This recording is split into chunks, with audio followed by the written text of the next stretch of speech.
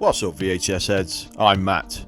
Join me and my two broskies, Chris and Dave, on our movie comparison podcast, the VHS Abyss, putting two movies from the golden age of cinema against each other. Whether it's a teenage soldier head-to-head, like Red Dawn versus Toy Soldiers, or simply picking two from a back catalogue of icons of the VHS era, like Roddy Piper or Jamie Lee Curtis. Whatever link we can find between two films, we've got you covered. With facts, gaffes and plenty of laughs along the way, join us on all podcast platforms to discover who will be crowned champion of the episode. We are the VHS Abyss. Whether it's a hit or a miss, we love to reminisce. Lights, camera, rolling, action. I feel the need for speed. Ow! Wax on, right hand. Wax off, left hand. Wax on, wax off. He taught me, keep your friends close, but your enemies closer. 106 miles to Chicago. We got a full tank of gas, half a pack of cigarettes. It's dark, and we're wearing sunglasses. Hi, I'm Joe, and this is the Filmjoe podcast, where film talk happens.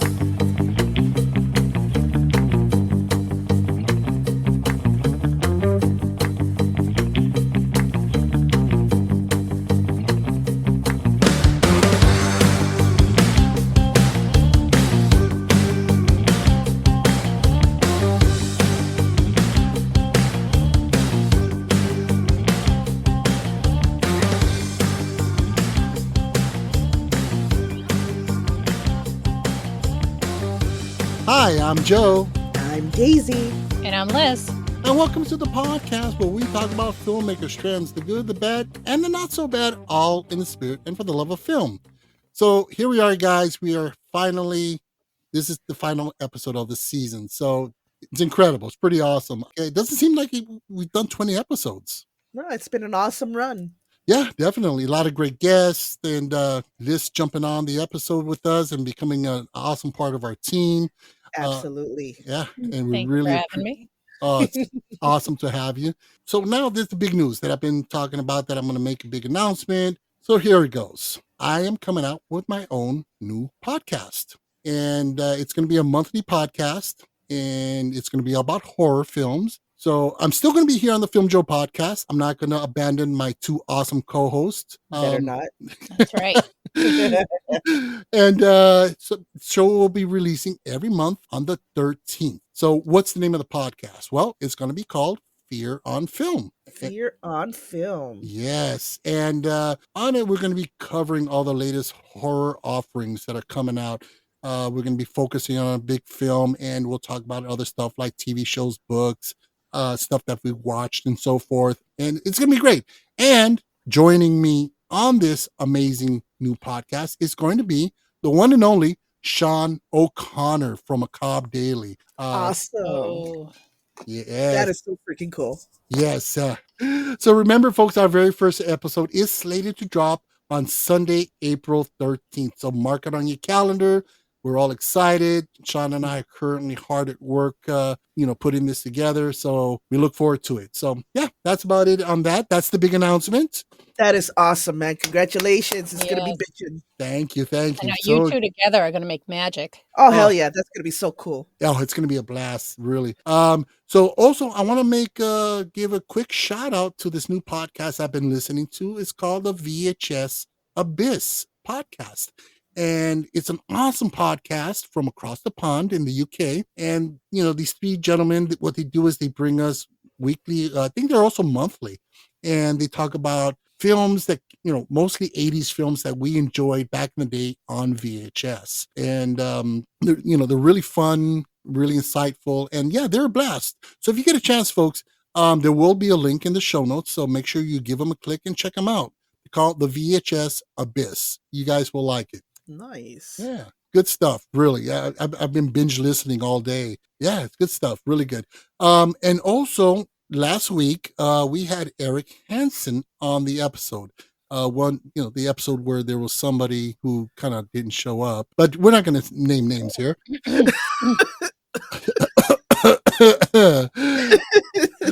Well, sorry, I was going through a tunnel. Oh, there you go. Well, Eric failed to mention that he's also a novelist, and he has a book out called Death Machine, and it's available on Amazon. So, folks, check it out. Basically, it's about the Zodiac killer. Now, it's a fictional story, but there was this infamous letter that was sent to the press and to the police by the Zodiac killer on Halloween night, stating that if they're curious as to where they can find him or they wanted to track him down, he'll be driving around looking for kitties to run over and kill. Dude, that is crazy. That is so freaking crazy. So his story is that night. So I ordered my copy already, and I can't wait to get it. Yeah, I'm gonna order mine too. That sounds really cool. Yes, absolutely. Good. Yeah. So and I know he's hard at work on another novel right now. So yeah, shame on you, Eric. How dare you not tell us about your book? Seriously, that's awesome. That is so freaking cool. I can't wait to read it. Yes, absolutely. So let's go ahead and jump into this week's episode. Okay, sounds good. All righty. All right. So film is like a buffet of a multitude of genres. Whatever you're in the mood for, there's a plate waiting for you, just waiting to be devoured by your eyeballs. So this week's genre, we are going to be covering the Western, and we got a couple of pretty good ones, I think. Mm-hmm. Right, Liss? Mm-hmm. Okay. But before we continue, folks, beware that there may be spoilers. So if you haven't seen any of these films, you may want to pause this, go watch the films, come back, or you can just enter at your own risk. What do you say? All right. Now, again, as we mentioned, Liss, something came up last week and she couldn't make it. We're going to require that absentee note from your mom. And yeah. Okay. No, but we did miss you very much last week. So we did. Yeah. Aw, thanks. Yeah. And I was very curious. I really wanted to know what you thought, because The Omen is one of my all-time favorite, religious horror films. And I know you love that genre, Liss, right? Oh, they petrify me. So let's give a quick recap on the film. So The Omen is a 1976 horror religious film directed by Richard Donner, who brought us films like Superman, The Goonies, and the Lethal Weapon franchise. And the film stars Gregory Peck, Lee Remick, and Harvey Stevens. So, Liss, for this film, you're going to be rating this on a scale of 1 to 10 ceremonial daggers. All right? Got it. All right. So, give us your takes. I'm really curious to find out what you thought of The Omen. Well, it was a first watch for me. Surprise, surprise. And if you know anything about me, religious horrors are the ones that terrify me. So I watched this on my phone screen to make it smaller. Oh no! But even with like the shrunken size, the music, the organy church stuff, like the lighting, the colors, everything they did, the religious, shadows everywhere, the angles. I hated it so much. It was great. And I told Joe if I died after watching it, it was his fault. Liss died of petrified horror film. Thanks to Joe. Yeah. That would be on my tombstone. Oh God! But did you at least enjoy it? I mean, as a film itself. Yeah, I hated it so much. I loved it. Yeah, it's a damn good film. I mean, what's crazy is that this film was made back in '76, so that's well over 40 years old, and it still has an impact. Absolutely. Yeah, I thought it was going to be like a Cujo thing where it's like everyone hypes it up and you go in and you're like, oh, okay, yeah. Wow. Cujo was a masterpiece. No, but it wasn't scary. I can see if you were younger seeing it, like it's scary, but this one like, scared me now. And I watched it on my phone. I wouldn't put it on my TV. Oh, wow. Okay. Well, then I definitely recommend you watch. It's available on Disney Plus. The First Omen, which is a the First Omen is on Disney Plus, and it's a prequel to this. So, Liss, it's on Disney Plus. Good Lord! I know. What's the tunnel? That gosh darn tunnel, huh? Right. So, Liz, your homework is, before season 5 starts, you need to watch The First Omen. Send me holy water and I'll do it. Okay, you got it. Deal. So, what were your key standout moments for this? Gosh, there was a few. The nanny, she had like such balls. Like she was like biting Gregory Peck and he just started kicking her. I was hysterical then. Oh, at the church when the kid started like beating the shit out of his mother, just like grabbing her face. I don't know why that was hilarious to me. And the head coming off was a really good one too. Which one? When the head just came off that guy. Oh, yeah. Sliced his head off. Yeah. That was shocking. The first time I saw it as a kid, I didn't expect it at all. All right. So what about key performances? What stood out for you performance-wise? Gregory Peck. Atticus Finch. He did it. Yep. Yes. He was amazing. We stated in the episode last week, he has this persona, this screen presence that you trust him immediately. He's America's dad. I mean, you feel safe around him. He has this just amazing actor. So perfect casting. I don't think anybody else would have been able to bring the gravitas that he did to it. Absolutely. Yeah. IMDb is sitting at a 7.5, Metascore 62, critic score for Rotten Tomatoes 85% with an audience score of 81%, and Letterboxd 3.6 out of 5 stars. So not too bad. I mean, as we stated last week, the film really didn't. It opened up to a lot of mixed reviews. Siskel and Ebert, they didn't like it. They thought it was they thought it was dog shit. I mean, they must have been atheists or something. But yeah, they didn't care much for it. So, Liz, what is your rating for The Omen on a scale of 1 to 10 ceremonial daggers? I hated it so much that I'm going to say 9 ceremonial daggers, not 10, because in every movie they make the redhead the crazy kid or the crazy woman. Why is that? Us redheads are not crazy, okay? But we're not crazy. We're not crazy. Okay, fair enough. Okay, so there you go. Notch off because of the stereotyping. Okay, All right, cool. Well, I'm glad you actually enjoyed it. I mean, at least kind of enjoyed it. I mean, your soul is safe, I'm sure. Oh, just wait. Next season, we have The Exorcist lined up. So, oh, dude, that one. Ugh, Yes. You better wear a diaper for that one. yeah, that's a diaper movie right there. You have All righty. Now So that's in Joe's shop, Filmjoe diapers. right. No shit. Oh, I'm gonna put that up in the merch store. There you go. TM. All righty. Nice. Okay, so let's go ahead and jump into this week's episode. All right. Okay, let's do this. All right. So let's load up your 6-shooter, grab your horse, because it's time to see how the West was fun. So for the first film, get ready for the ride of your life.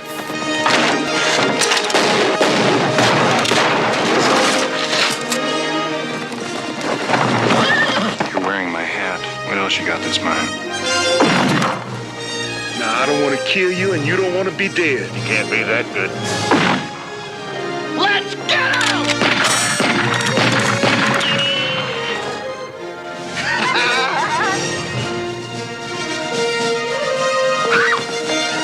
What's all this then? This is a crazy town, Emmett. I think we ought to just get out of here. How do I know this is your horse? Can't you see this horse loves me? Making a big mistake. That's what I told him. If I brought a pretty lady like that into a place like this, I'd stay close. I think you got a point, Emmett. Maybe I better stay here with her. And we're gonna give you a fair trial, followed by a first-class hanging. I had enough of what ain't right. On the road to Silverado, 4 unwitting heroes cross paths on their journey to a sleepy town, where little do they know that the town where their family and friends reside has been taken over by a corrupt sheriff and a murderous posse. The film we are talking about here is Silverado from 1985, and it is directed by Lawrence Kasdan, who is responsible for the screenplays in some of the Star Wars films, Indiana Jones films, and the film stars Kevin Kline, Scott Glenn, Kevin Costner, Danny Glover, John Cleese, and Brian Dennehy. Holy crap. Now that's a cast, huh? That is a hell. You forgot Jeff Goldblum. Oh, that's right. And Jeff Goldblum, Oh, exactly. the wizard. Yeah, as Slick. He was awesome. All He right. was really cool. So for this film, we're going to be rating this on the Filmjoe scale of 1 to 10 Spurs. Okay. All righty. All right. So let's get some production backstory on this one. The film was conceived one day when brothers Lawrence and Mark Kasdan, both filmmakers, both writers, were talking about their love for the Western and how much they missed them and how sweeping and epic they were. And they kind of got really nostalgic about it. And they thought about, wow, why don't they make these films anymore? And they kind of came to the conclusion that, well, they are filmmakers, so why not just make one themselves? So they did. So Silverado is a work of love from these two filmmakers. So the film was predominantly shot on location in Cook Ranch in New Mexico. The set for Silverado was built for the film. They didn't tear it down, and it's been used in many films afterwards, such as Young Guns, Wyatt Earp, Last Man Standing, Lonesome Dove, All the Pretty Horses, Wild Wild West, which also starred Kevin Kline. So they got a lot of use off the set. Kevin Costner, he was offered the role of Jake because, well, Lawrence Kasdan, he did a film called The Big Chill. Kevin Costner was in it back in '83. And they cut his entire part out of the film in editing. Damn, that sucks. Yeah, so he felt bad about it because, sometimes you have to do it because it doesn't work for the story, it gets in the way of whatever the case may be. Not because he was a shit actor or anything. Was this his breakout role? This film, yes. And so, he called him back up because, you know what? I'm sorry that we fucked you over. We really want you to be in this film. You'd be awesome. And that's how he got the part. Nice. He was cool. He was not how I expected him. Yeah. He's usually like really chill and, in all the stuff that I've ever seen him. He was cray cray. Oh, he was fantastic. He was so freaking cool. I loved him. Yeah. So principal photography began November 26 in 1984. It ran about 96 days, and the film was finally released on July 10th, 1985. So, Daisy, your take. What are your takes? I believe this is your first viewing, right? This is I've always heard about this movie. This is my first time watching it. When you say, Westerns, I think of, I think boring. Right. Okay, I've never been much for Westerns. My dad, my grandfather, my uncles, they all, would watch John Wayne movies and, they're boring as hell. This was not boring as hell. This had me hooked from the very first scene, where Emmett, I'm thinking he's shooting like through the floor. Oh yeah, when he's being hunted down he's in like in a little shack. Yes. So, it gets you, right from the beginning, and it is far from freaking boring. I love the friendships that he makes along the way, and the camaraderie is just freaking awesome. Yeah, the action is bitchin'. It's just one of the best Westerns that I've ever seen. Wow. Nah, I can't argue with that. I mean, it's one of my favorites. Liss. This, of course, first watch for me. I'm not a good judge of Westerns because I don't like them. The only one I ever did like was A Million Ways to Die in the West, if you ever saw that one. I saw the first 5 minutes, yeah. It was hilarious. But this did have a stacked cast. The horses were beautiful. The landscape was beautiful. But to me, it was just like a stereotypical exactly what's going to happen was going to happen. Like it didn't wow me at all. Okay. All right. Well, no, I know. I'm a wet blanket.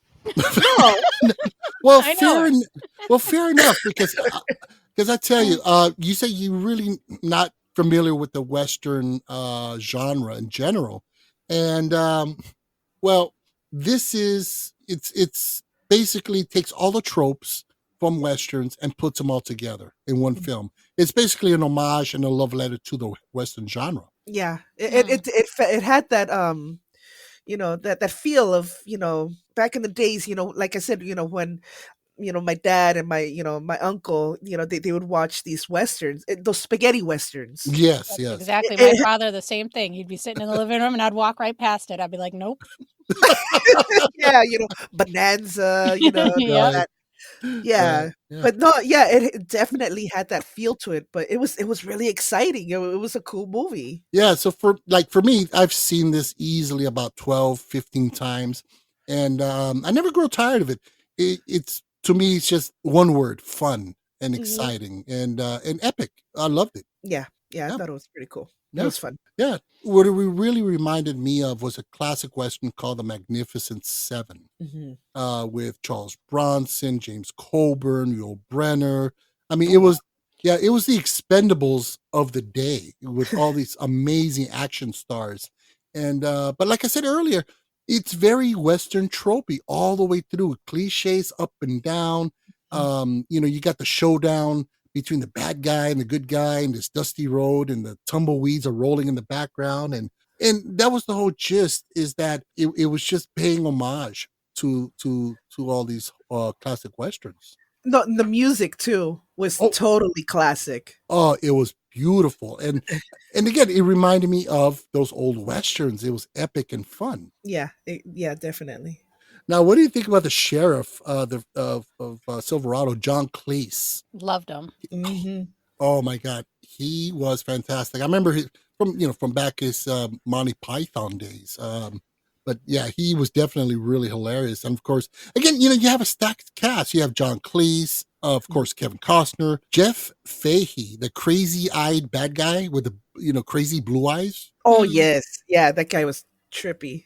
Yeah, yeah. So, but yeah, no, it's a lot of fun. It really is. Mhm. Yeah, it had me on the edge of, my seat, it was exciting. Like I said, this is not a genre that I usually gravitate to. Mm. So it was a good change. Yeah, yeah. I mean, well, talk about John Cleese, because it was peppered with humor, fun humor. And Mhm. there's a part where, because, John Cleese is the sheriff of Silverado, and they're chasing this bad guy with his posse. And, well, they're not chasing the bad guys, they're chasing our main characters. Mhm. And they shoot the hat right off of his head.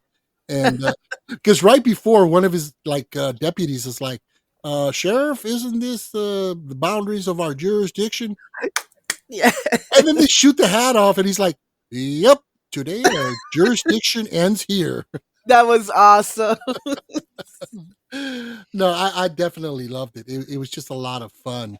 And Liz, I definitely recommend you look up some old westerns like The Magnificent Seven. I actually have seen that one. I saw it because I saw the remake first, and I was like, "Oh, this isn't that bad." So I watched the old one, and that I actually enjoyed. Yeah. Oh, So cool. so definitely you can see the parallels and the cliches that they drew from that. You got these 4 or 5, you got a group of guys that come together to do justice for those who can't defend themselves. Mhm. And it's a common theme. You see that in a lot of westerns. But again, I don't think they were worried about, well, this has been done before. That was the point of it all. Mhm. Mhm. Now, Daisy, Yes. remember the bad guy, one of the bad guys with the eye patch, Hoyt? Yeah. Have you remember him from somewhere before? That's the guy who kills Danny Glover's father. Where have you seen him before? I honestly don't know. I know I remember the scene Okay. where he kills him at the river, but no, I have no idea. Remember Romancing the Stone with the cold open where she's telling the story? Groven. Yes, the bad Groven. guy who raped her dog or whatever, Raped and and murdered my sister, killed my dog, stole my Bible, some shit like that. yeah, exactly. Really? That was him? That was him. No freaking way. Yeah. But yeah, like I said, so again, it's pepper with little things like that, and it's beautifully shot. I'm a sucker for cinematography, and this was shot, I believe, 239:1, which is an anamorphic widescreen, which is Okay, show off there. Yeah. well, basically what it is, they'll shoot the film on standard 35 millimeter square frame, and the lens that they have on the camera is set so that it squeezes all the images, all the panoramic image into one square. All right. Mm. So then in post production, they'll use a reverse version of that lens, and it squeezes everything outward, and that's why you get that super wide Panavision kind of like VistaVision look to it. Interesting. Yeah, and a lot of westerns were shot that way to really take advantage of the beautiful vistas and mountains and the landscapes. It just gives you that wide open feeling of the western plains and so forth. So it was beautifully shot. Hey, dude, have you guys ever watched that show? Not Tool Time. Home Improvement. Yeah. Home Improvement. Okay, do you remember his the neighbor? Yeah, he's in this. No, this is freaking hilarious because Tony, he comes in and he's watching it with me and he sees a guy with like a bandana like covering his mouth. And he goes, "That's a dude from Home Improvement." No way. I never even knew which one he looked like. And it's funny because he recognized them from like the nose up because he had a fucking bandana on. Right. I'm like, hilarious. wow, I had no idea. Yeah, he was because Kevin Costner and Scott Glenn, Emmett and what was his brother's name? It was Jake. Emmett and Jake, they're brothers. So that was their family. I think that was their brother-in-law. And when I'm watching, I'm like, oh, that's the Tool Time neighbor. Oh, Uh-huh. But it's funny how Tony was able to recognize him because of the bandana. He's like, he looks the same. No, but definitely overall, I mean, it just has a bunch of classic sequences. They really utilize a lot of the cliches to the max. My favorite sequence is where Kevin Costner, that big shootout in town, and Kevin Costner is right in front of the bar at the right in the corner. Oh yes. And there's two guys coming, and they're around the corner on both sides, and they're coming towards him. He sees this, he knows, and he backs up slowly and quick draws both guns and shoots them both. That was fucking cool. Yeah, one of my favorite scenes in that. But yeah, it's a great film. I mean, just a stacked cast. Everybody shines. Kevin Kline, who I think, it's very an unlikely casting because, back then you go Kevin Kline in a Western, you couldn't make the connection, but he was great. Scott Glenn, Kevin Costner, Danny Glover, all these guys. And of course, Brian Dennehy. He was the asshole cop in Rambo: First Blood. You know what? I remember him from Cocoon. Cocoon, exactly. Yeah. And always plays the asshole. And it's funny because in real life they say he was, he was a real sweetheart. It was a real Oh wow. Yeah. But no, top to bottom, it's just a gorgeous looking film. The thunderous score. I love the score of this film. I mean, I grew up with a lot of Westerns myself. My dad and my mom would take me to drive-ins and we'd go check out the latest, Clint Eastwood Western. My dad always had, movies on TV playing. And this definitely has that feel. Mm-hmm. Yeah, absolutely. So let's see. So let's go on ahead. Daisy, key standout moments and performances. What was your key standout moment? Well, okay, so I just have a key standout moment, and that's when Mal, played by Danny Glover, and Emmett, played by Scott Glenn, are on their horses racing to go save Jake and the little boy Augie, yeah. And so you see them racing, and then all of a sudden you see Peyton on his horse joining them. Wow. And I'm like, because he was one of the ones that was kind of like like he was iffy. Right. He had a sweet setup, with Cobb, mm-hmm. And he didn't want to, he wasn't sure if he wanted to get involved, but they were friends, and they had that bond, and you see him joining. I'm like, oh hell yeah! And the music is roaring, yes. and then of course the part where the stampede hit. You see the stampede. Oh, yeah. And these guys are like right behind the fucking stampede, fucking shooting and everything. Oh, it was, that whole scene was awesome. Yeah. Now, what about performances? Performances? You know what? Let's give that to freaking Kevin Costner. I've never seen him. Right. He was literally,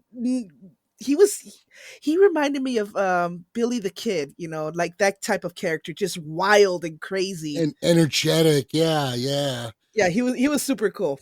Well, it's funny because when I first saw this, I didn't know who Kevin Costner was. This was back when it first came out.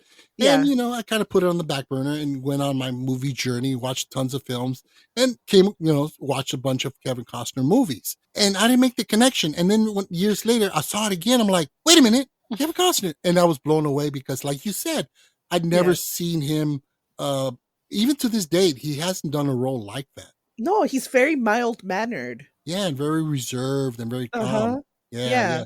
No, so definitely. What about you, Liss? For the scene was probably when Danny Glover, when he went searching for his dad, and you actually felt like how nervous and, he saw his dad's hat and your heart breaks for him a little bit. Yes. Oh, yeah, that was tough. That was a good, That sucked. Oh my God, that was so sad. Yeah. Now, what about performances? What stood out for you? Sheriff Cobb. I love a good bad guy. Oh, yeah. I'm always rooting for the villain. He was really cool. He was awesome. Yeah. No, he was great. Like I said, he was also in First Blood, the first Rambo film. And he always played those characters very convincingly. Yeah, really awesome. All righty. Well, for me, okay, Daisy, I hate you. Okay. My key standout moment is the scene where Emmett and Mal ride out to rescue Augie and Jake. And then they're joined by Peyton to give you the classic 3-shot epic Western shot. So I got chills just thinking about it. That was so cool. No, it's a beautiful shot. It really is. It encapsulates the whole feel of the film, the epic adventure, the Western. Yeah, I actually, shouted out like, "Oh my God, yes!" Yeah, exactly. And they did have a similar shot later on with all 4 of them, which is just equally as fucking badass. Yeah. So again, Daisy, I hate you. Key performance, Kevin Costner. I'm glad I went first. Yeah, he was amazing in this. He, like you said, he definitely has this nervous, fun, excited, childlike energy. And just a lot of fun to watch. Great role, a lot of fun. So, alrighty. So let's go with the box office and the budget on this. So the budget at the time was about $25 million, and in today's dollars, that's about $73.8 million. Box office, it only made $32 million, and that's about $94.4 million. And, it's unfortunate because the Western kind of disappeared, and unless you're talking about the Unforgiven, Clint Eastwood, and that was a big hit, but that's because it was Clint Eastwood. So reviews and scores, generally, it was well received by critics. Roger Ebert, he called it sophisticated, while he stated, "This is a story that you will agree has been told before. What distinguishes this is Kasdan's telling of it and using his own style and energy to bring the project to life." IMDb is sitting at a 7.2, Metascore 64, Rotten Tomatoes critic score 78% with an audience score of 80%. And Letterboxd has it at 3.5 stars out of 5.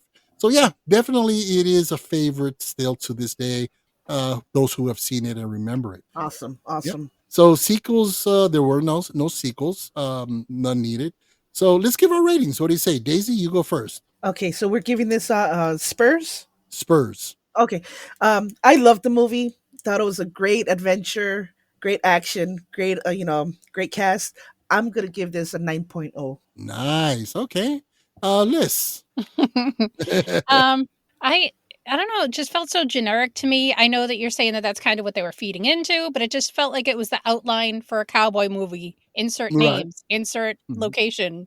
So, but I appreciate the scenery, the cast. So right in the middle, 5 Spurs, because I'd never watch it again. Okay. Fair enough. Okay. So for me, it's one of my all-time favorite Westerns, I have to say. So it's fun. It's exciting. And I'm going to have to give this 9 out of 10 Spurs. Nice. All right. Yeah. Alrighty. So next up, You Tell 'Em Hell Is Coming. It was a place where a man could start over, where a fortune could be made. They say every town has a story. Tombstone has a legend. Who is he? That's Wyatt Earp. Better name for himself as a peace officer. I heard of you. I'm retired. You must be Doc Holliday. You retired too? Not me. I'm in my prime. Hollywood Pictures presents The only real law around here is the cowboys. the story of Wyatt Earp. The first time in our lives we got a chance to stop wandering and finally be a family. Now this is trouble we don't need. If we're gonna have a future in this town, it's gotta have some law and order. What do you want, Ringo? I want your blood. I want your soul. I want them both right now.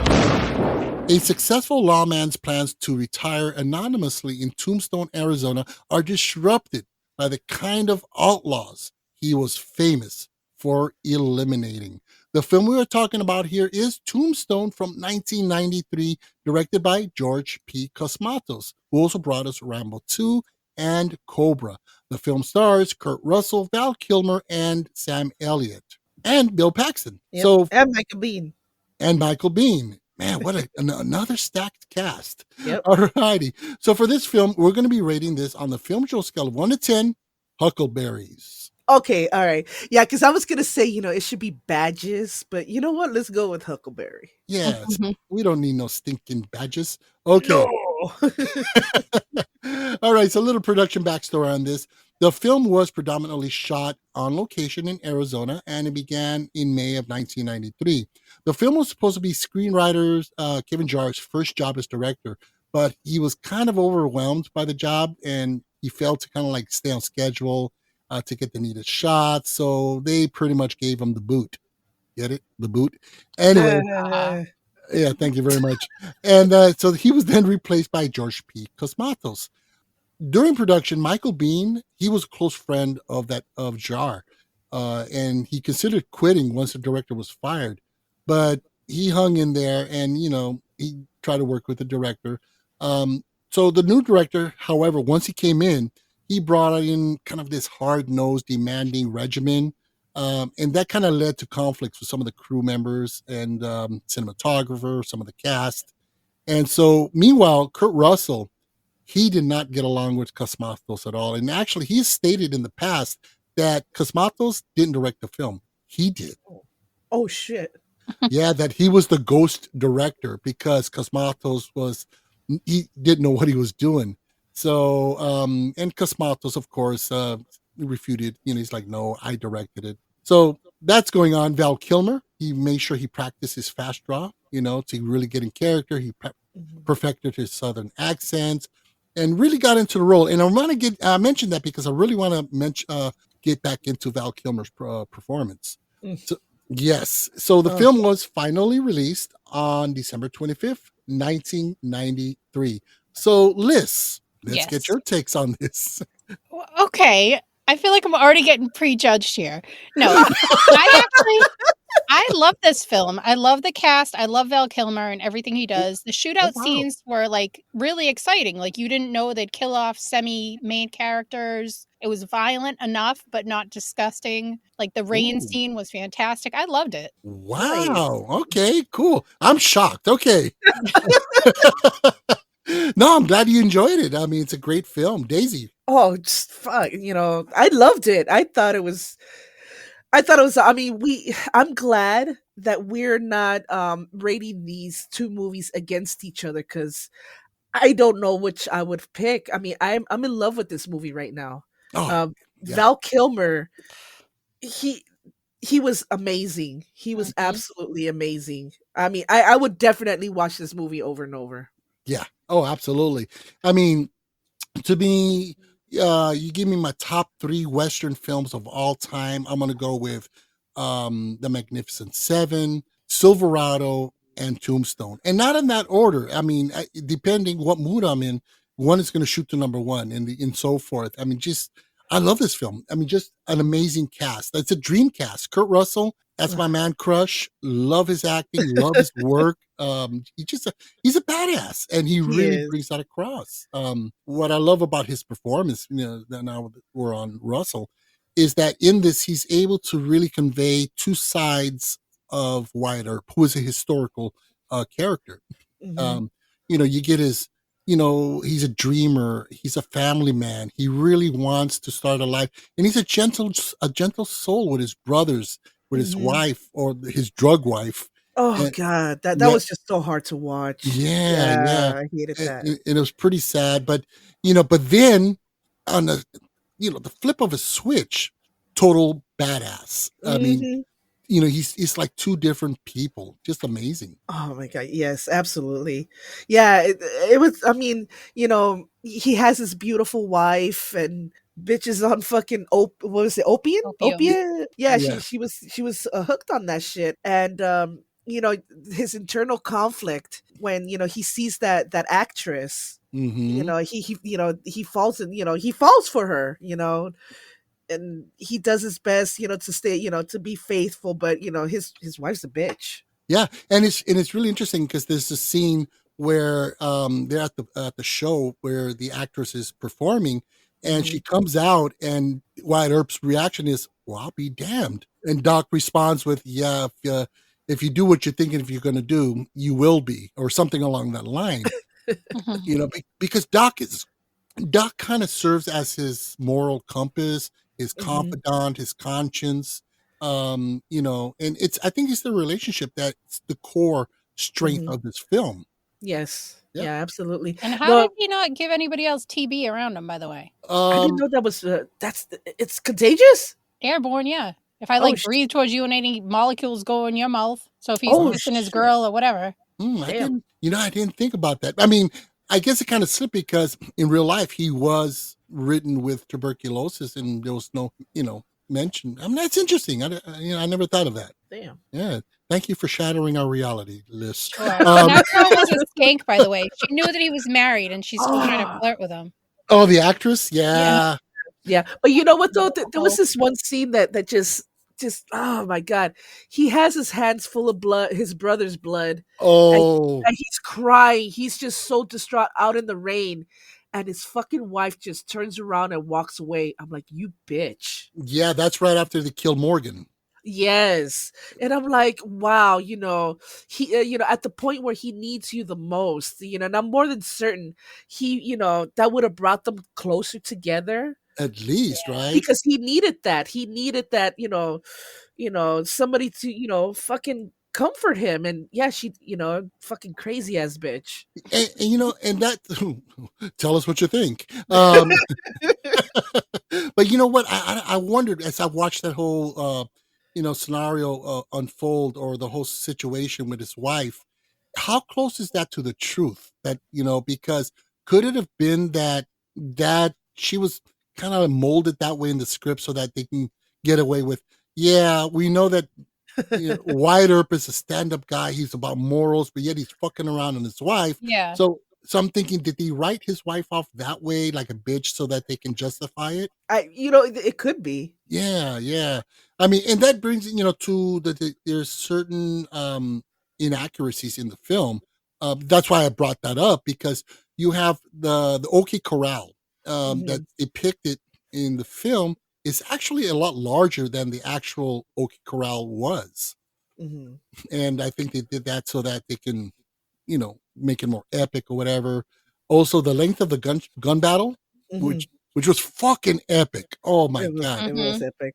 Especially when they're walking down the street and they're getting ready for the oh shit. I mean, it's like the director Kurt Russell or George P. Cosmatos, whoever it was, they almost come up with like, what would be a bitching shot? What would raise the hairs on the back of my neck? And that's the shot. It's so freaking amazing. Mhm.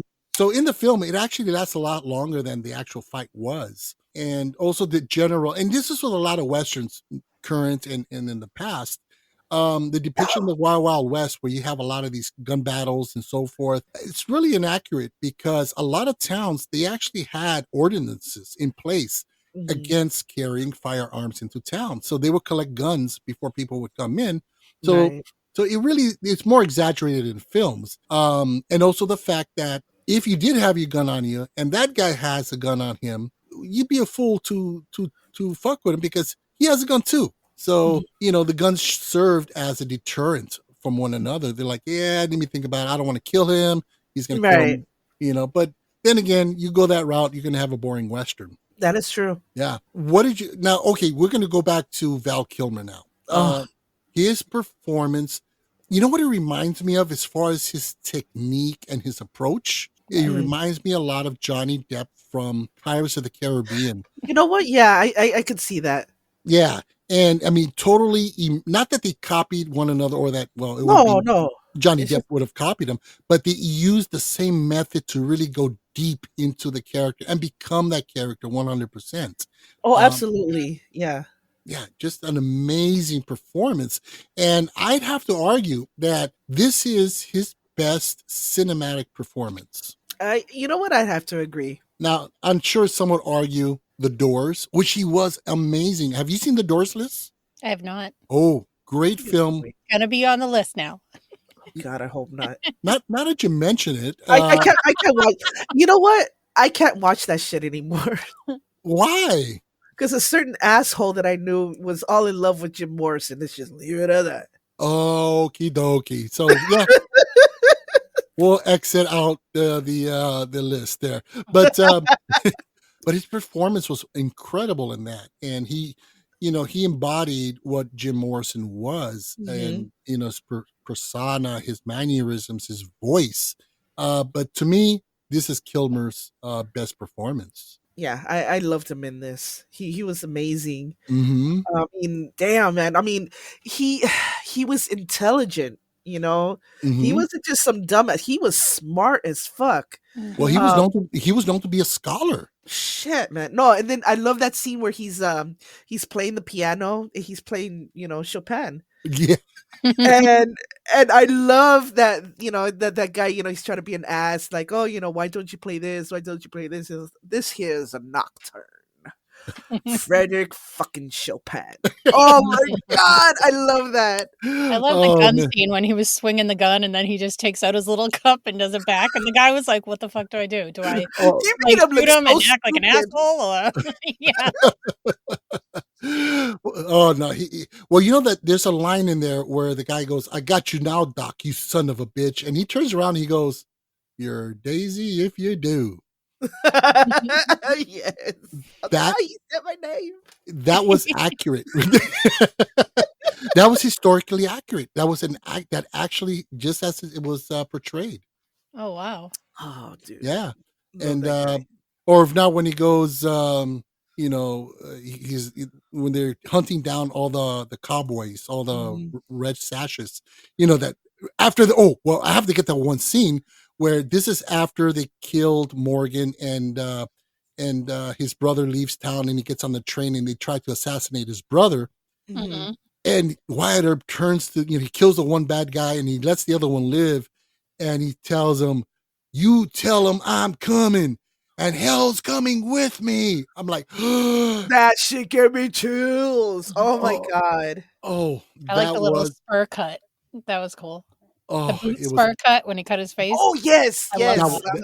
That was amazing. And then of course you cut to a shot of his Earp's posse hunting down the red sashes, and you got that shot against the sunrise. The horses are coming like hell is coming, and you got that nice montage. And there's one where Doc Holliday enters a room, and there's some red sashes.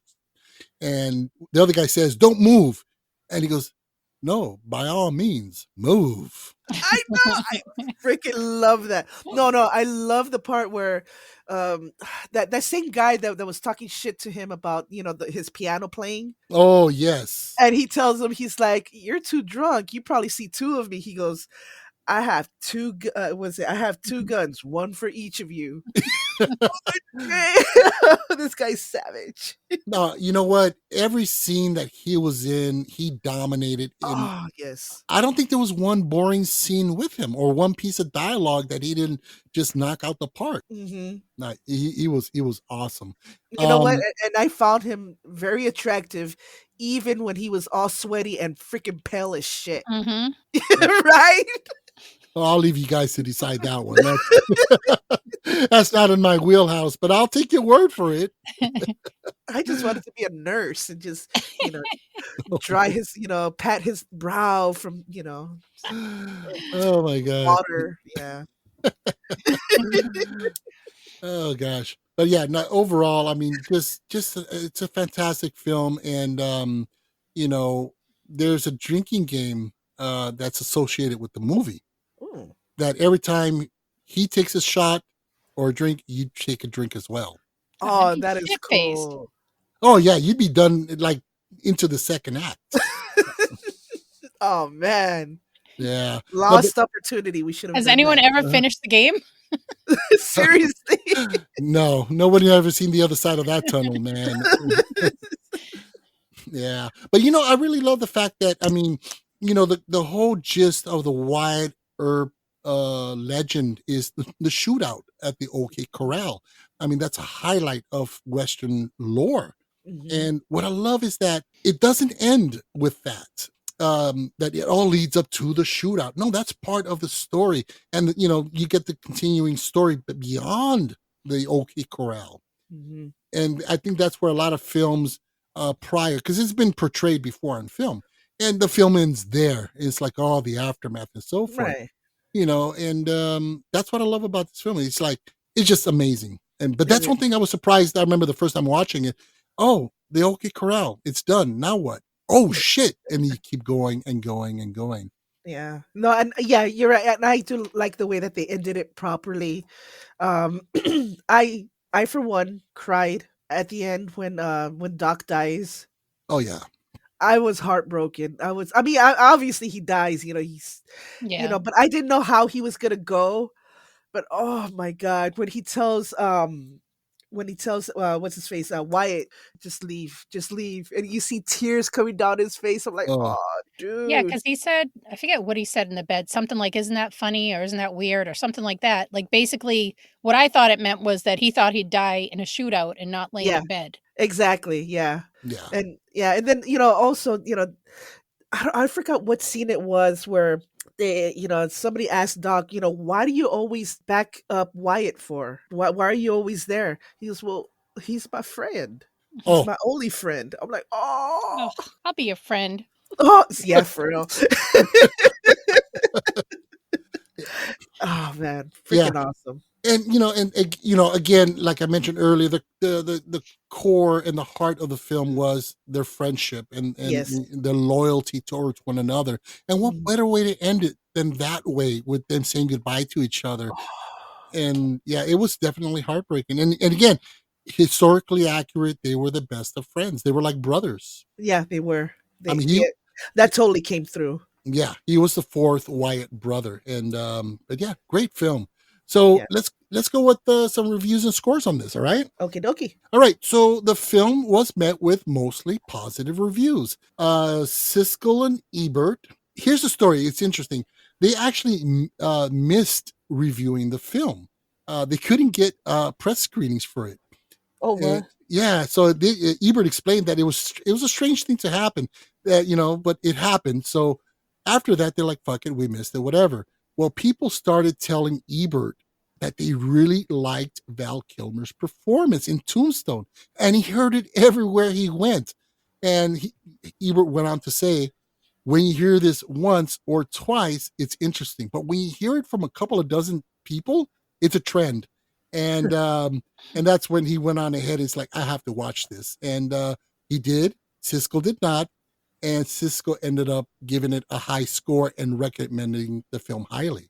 Oh wow. Yeah. So he really loved it. IMDb is sitting at a 7.8, Metascore of 50.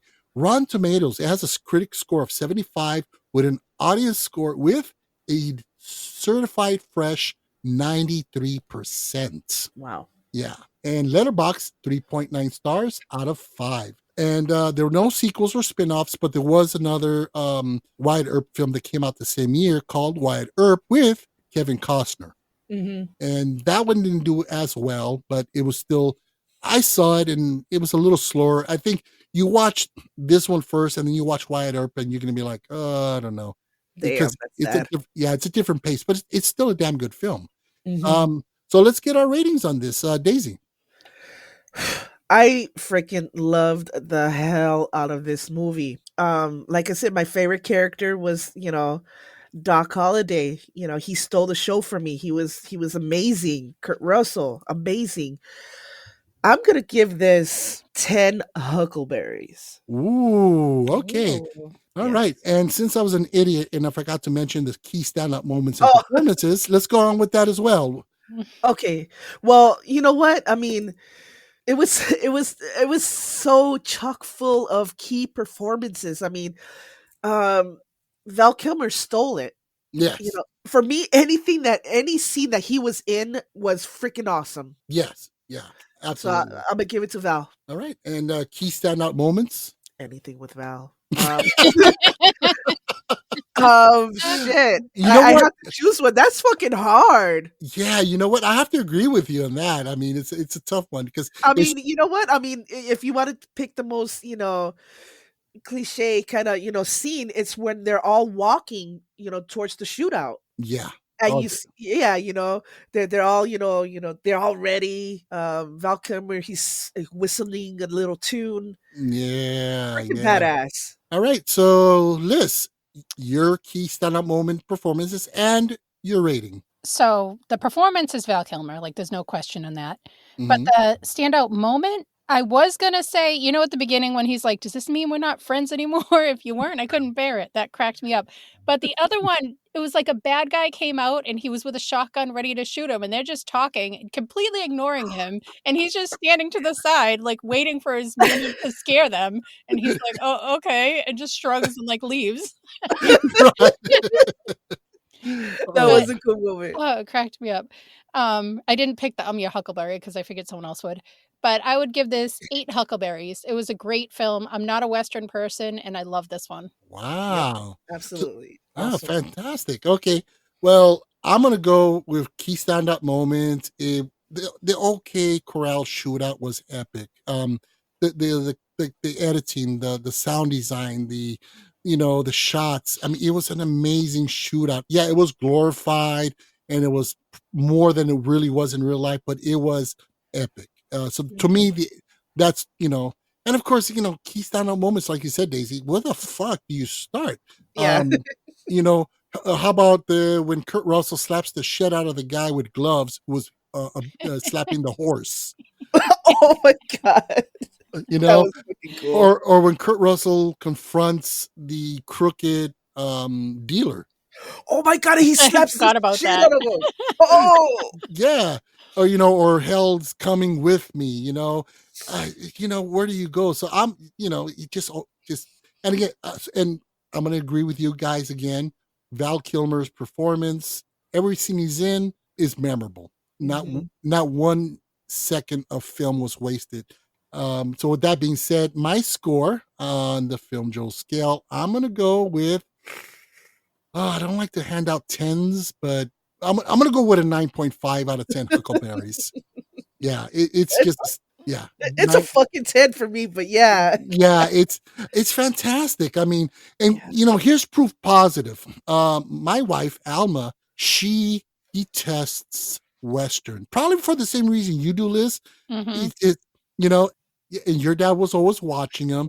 Yep. And they're dusty, they're dirty, they're nasty. And boring, too.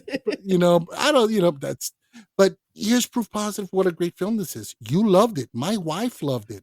It just transcends. It goes beyond the taste of, well, I don't like it. Wait a minute, this is something special, and it definitely is. It really is. Actually, can I point out another scene that actually cracked me up? Sure. I don't know if it was meant to be funny, but it was right after the doctor basically tells Doc Holliday, like, "Hey man, you need to lay off the booze, the cigarettes, and the sex because that shit's killing you." Right. Basically what he told him. And his woman is listening to this. What does she do? She goes over there, puts a cigarette in his mouth, and then goes down on him.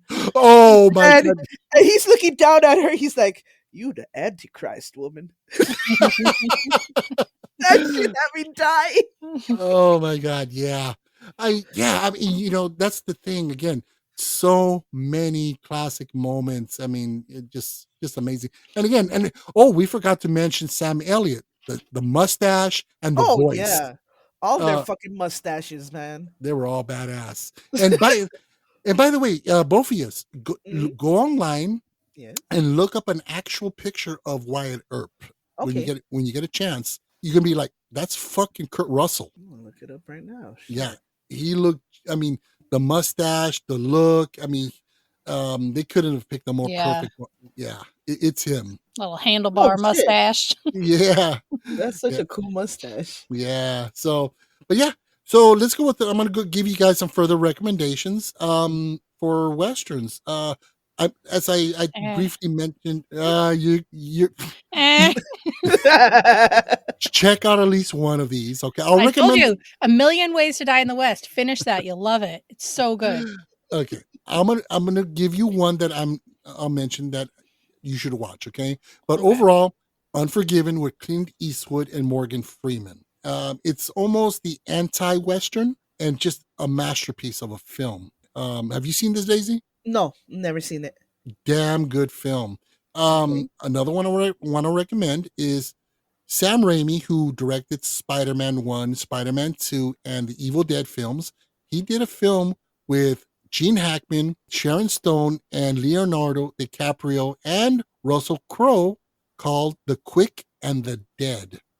Damn good film. Great cast, stylistic, just an amazing film. Okay. That's the one I recommend for you, Liz. Watch that one. I got a recommendation for you, Liz. Okay. Blazing Saddles. Blazing Saddles. I feel like I've heard of that before. It is a classic Western. It's a parody of Westerns.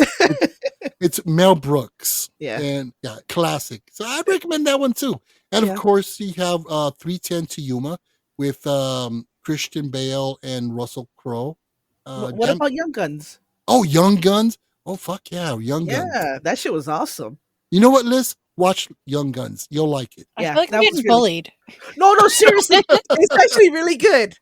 Great cast. You got Emilio Estevez, Charlie Sheen, Lou Diamond Phillips. What am I missing? It's a great cast. And it's more like the Breakfast Club on horses, kind of. I love the Breakfast Club. Yeah, you like this one. You'll like this one. So you never know. Hey, I get it. You know, certain genres just don't fly for certain folks. For me, it's anime. Can do anime. I never could, but I tried some, and some are not bad. Yeah, see, I'll give you that. I saw a couple that were all good, but for the most part, I'd rather have a root canal than sit through. Oh my God! Come on. I'm serious. All right. All righty. So, what do you guys say we start winding this down? Sure, but are you going to try one of those Neil Breen movies that I sent you? Neil Breen, not happening. Okay. Yeah, no. I've seen the trailer. Daisy. What? YouTube. Neil. What's his name again? Neil Breen. Yeah, Neil Breen, and look up some of those videos or trailers of quote unquote and very quote unquote movies that he's made. Neil Green? Breen with a B. Yeah. Yeah. Oh, okay. Yeah, they're freaking horrible. So, but yeah. All right. Oh, so okay, yeah, I gotta check this out. So anyway, so folks, listen, this is the last episode of the season. It has been a blast, and I'd like to really thank all of our listeners who've supported and listened and gave us a lot of positive feedback. Thank you so much. We do this for you guys. To all of our guests, Robin Simone, Sean O'Connor, who else have we had? Eric Hansen, Gary and Gavin of the Meandering Movie Podcast. Thank you all so much for having made season 4 so special and so much fun. And hopefully we can get some of you guys back for next season. We'd love to have you guys. Daisy, Liss, you guys are exceptional. Thank you. Yeah, this you too, this Joe. would, You too. I contribute a little bit. Even when you nerd out, we love you. Thank you. I appreciate that. All the time. And so, yeah, folks, we will return for season 5 on April 23rd. What are new surprises, new guests, new episodes, and more action, more suspense, more thrills, more spills. Yes, it's coming your way. So we are excited, and we have a lot of great stuff planned for season 5. All righty? Awesomeness. I can't wait. All right. So, folks, again, thank you for listening. Hope you enjoyed the show. Please help to support the pod by giving us a nice 5-star rating. Leave us a good review. Or another way you can support us is simply subscribe and or follow us on Amazon, Spotify, iHeartRadio, Deezer, Audible, Boomplay, or wherever you get your podcast fix. Also, don't forget to swing by our Instagram page. We're on TikTok as well. We're on YouTube, and where all of our regular episodes drop as well. All this stuff other stuff can be found in our LinkTree link below in the show notes. So click on it, explore, check it out. You can also contact us directly by email to thefilmjoepod@gmail.com. We'd love to hear from you, hear your feedback, and all the good and the bad. More good, I hope, but we'll take the bad too, right, guys? Yeah, sure, why not? So again, thank you so much, and we'll see you in a month. So with that being said, I'm Joe. I'm Daisy. And I'm Liz. And this is the Filmjoe Podcast, where film talk happens.